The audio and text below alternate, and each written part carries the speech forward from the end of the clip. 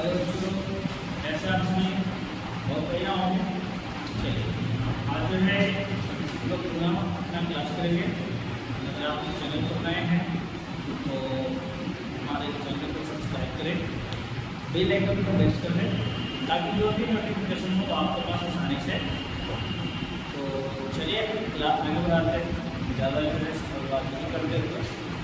ठीक है, आज का जो हमारा टॉपिक होगा वो हो जाएगा चार्ल्स डार्विन।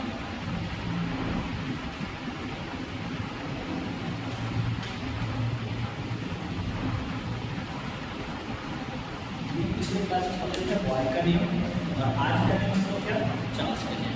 तो आपसे रिक्वेस्ट है, अगर आप नहीं देख रहे हैं देख लीजिए, ताकि ऐसा मत नहीं कि वो नहीं देखेंगे तो नहीं समझ में आएगा। इसका फंडा इससे है कि आगे चल कर इन सबको ऐड करके एक नियम रखा है, उस नियम का नाम है आइडियल गैस सब्स्टिट्यूशन। उस नियम का नाम क्या है? आइडियल गैस सब्स्टिट्यूशन, आदर्श गैस समीकरण या आदर्श गैस जो होता है वो क्या होता है, ठीक है, या आदर्श नियम क्या होता है, इन सब के सहायता से बनेगा। तो वो भी आपको जरूर रहेगा तो अच्छा रहेगा, अन्यथा हम लोग इसको आसानी से समझ सकते हैं। ठीक है, चलिए इस क्लास को यहीं से स्टार्ट करते हैं और जो है उसको आप बाद में देख सकते हैं या आपको मान लीजिए ये सब करने के बाद भी जो होगा आपसे देख सकते हैं। शुरू करते हैं।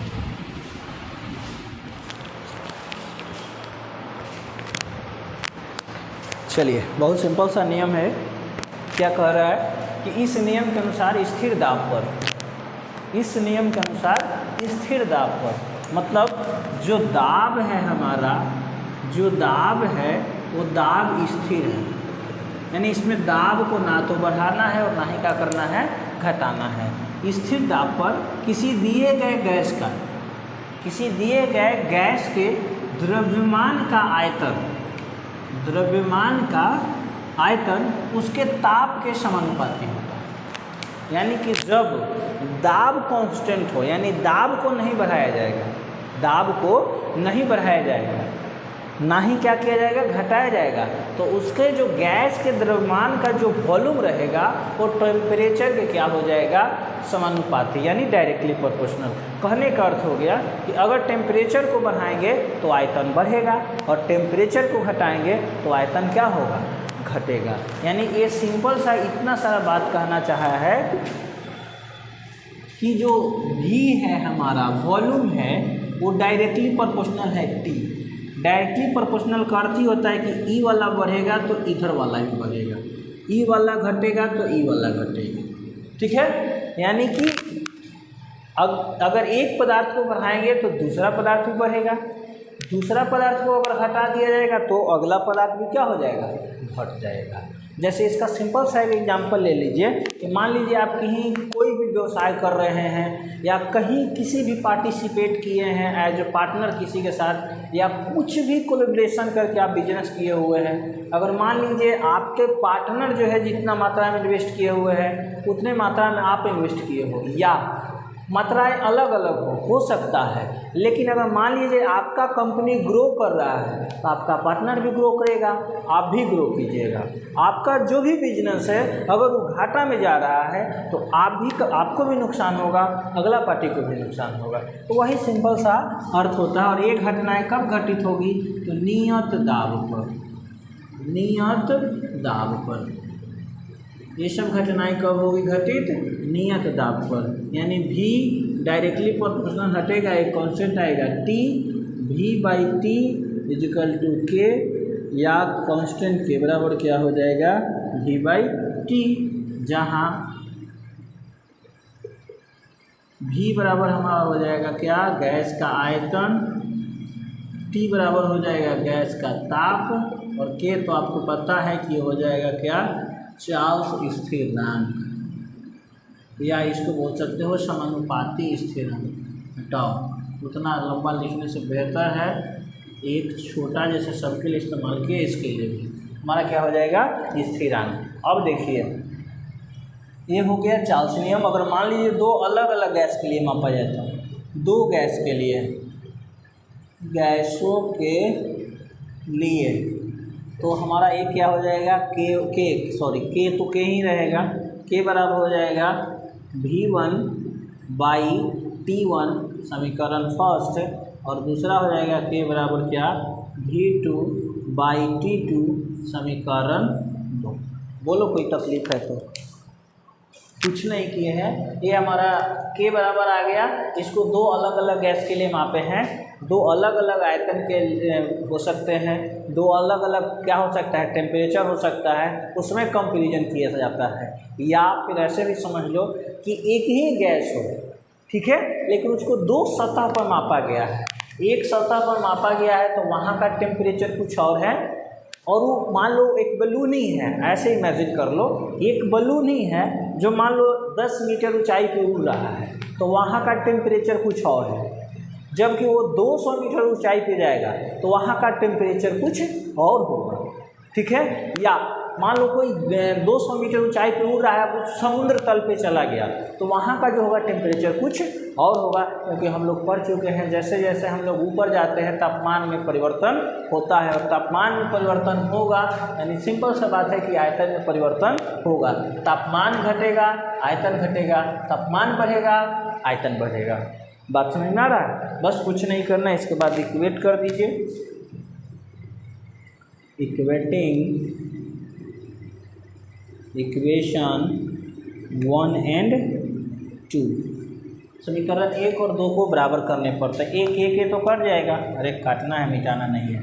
तो क्या आ जाएगा हमारा V1/T1 = V2/T2। अब ऐसा करो, एक कैटेगरी वाले को एक साथ कर दो, तो क्या हो जाएगा V1/V2 = ऊपर चला जाएगा तो T1/T2, और ये हमारा हो गया फॉर्मूला 4 न्यूमेरिकल्स।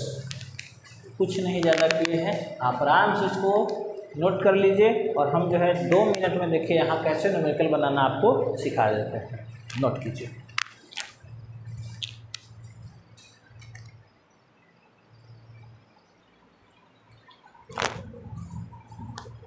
चलिए प्रश्न को देखेंगे, बहुत साफ सुथरा वर्ड में लिख दिया गया है। क्वेश्चन क्या कह रहा है हमारा कि 333 केल्विन ताप पर 333 केल्विन ताप पर हीलियम गैस के नमूने का आयतन।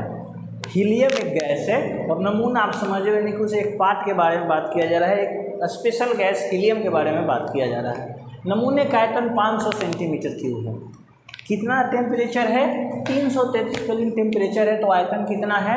500 सेंटीमीटर क्यूब। यानी यहाँ से हमें ये मिल गया, लिख देंगे दिया है या दिया गया है। हल सॉल्यूशन क्या भैया, T1 कितना मिल गया हमें? 333 केल्विन। उसके बाद V1 कितना मिल गया हमें? 500 सेंटीमीटर क्यूब, ठीक है। उसके बाद अब क्या बोला है? दाब को स्थिर मानते हुए। तो भैया हम पहले ही नियम में, चार्ल्स नियम में पढ़े हैं हम लोग क्या, कि स्थिर दाब पर किसी गैस के द्रव्यमान का आयतन जो होता है ताप के समानुपाती होता है। यानी दाब तो स्थिर ही है, और इसमें क्लियर भी कह दिया है कि दाब को क्या करना है? स्थिर मानना है। यह गणना कीजिए कि जब इसका आयतन 260 सेंटीमीटर क्यूब, यानी भैया हमें V2 भी पता चल गया, 260 सेंटीमीटर क्यूब। जब इसका आयतन 260 सेंटीमीटर क्यूब होगा तो इसका आयतन, गलत बात, आयतन नहीं ताप होना चाहिए था, तो इसका ताप क्या होगा? तो इसका टेम्परेचर क्या होगा? अरे भाई अभी हम पढ़े हैं चार्ल्स नियम के अनुसार कि V डायरेक्टली प्रोपोर्शनल T, यानी कि V बढ़ेगा तो T बढ़ेगा। तो देखो 500 से घट के 260 हो गया है, यानी V घट गया तो T भी क्या हो जाएगा? घटेगा ही ना, ज़्यादा भारी है।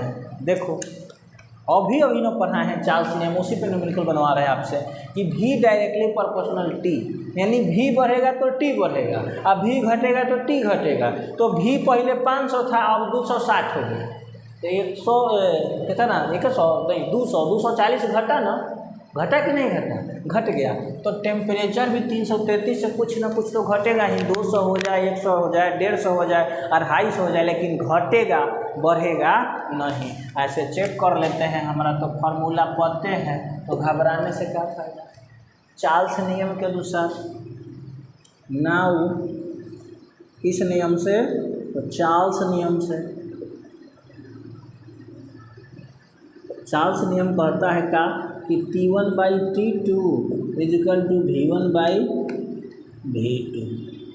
अब आप इसमें मत फंसना कि सर इन्हें वाला उन्हें था, उन्हें बात बराबर है बाबा, ध्यान दो। T1 क्रॉस मल्टीपल कर देंगे तो क्या हो जाएगा V2 बाई, ऐसा करो इसको भी सेपरेट कर दो, बराबर लेके चले जाओ। इधर देखो पहला ही से है V1, इधर आ जाएगा तो क्या हो जाएगा T2। हमको ज्ञात क्या करना है T2, तो T2 को यहीं रहने देते हैं। T1 into V2 by V1 is equal to T2, या T2 इजिकल टू हो जाएगा T1 V2 by V1। T1 का वैल्यू देखो कितना है, तो 333 केल्विन, 333 केल्विन। अब V2 का वैल्यू है 260 सेंटीमीटर क्यूब। उसके बाद V1 का वैल्यू है 500 सेंटीमीटर क्यूब। देख ले भाई, सेंटीमीटर क्यूब से सेंटीमीटर क्यूब घरे में 1 0 से 1 0 घरे, ठीक है, बढ़िया है, बहुत बढ़िया। अब चलो आ जाओ इधर, काटो, ये हो जाएगा 13, ये हो जाएगा 25, ठीक है। और कोई कटने वाला है नहीं है, गुना कर दो 33 39 के 9 हाथ में 3, 33 39 3 42 के 2 हाथ में 4, 33 39 4 39 4 43। एक बार फिर से 33 39 के 9 हाथ में 3, 33 39 3 42 के 2 हाथ में 4, 33 39 4 43 बाई 25, काट दो। 25 से कम 25, हाँ 1 केल्विन रहेगा ही रहेगा। 25 से कम 25, देखो सामने काट देते हैं, 4 3 2 9।